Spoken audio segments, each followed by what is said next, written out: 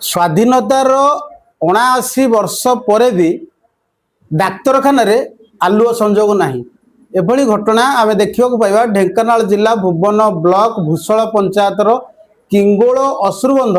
homeopathic डाक्तरखाना ये doctor compounder एवं watcher को मिसी 4 जन स्टाफ मासक दरमा प्राय 2 लाख हेले विद्युत टिके नहीं बसवाई चौकी ठीक रे नहीं रोगी कौन व्यवस्था नहीं बसवार तेबे औषध एवं अन्य सामग्री खरा वर्षा तापरू नष्ट होगा बसला से 1980 मसीह जो आरंभ होता चाल घरे परवर्त समय आजबेस्ट घर परिणत होती पाचेरी नहीं नलकूपटी भांगी रुझी जाइए तत्सहित सबुठ बड़ समस्या हूँ भारत सरकार जो स्वच्छ भारतर नारा दौरान शौचालय नहीं 2 जन लेडीज स्टाफ अच्छा से शौच होगापी हैरान होती पानी टिके पीवाई भी हैरान होती पारिपार्श्विक अवस्था जहाँ आखिरे न देखिले भी आप जापर जे एभली डाक्तरखाना टे भुवन ठारू मात्र 6 किलोमीटर दूरतार अच्छी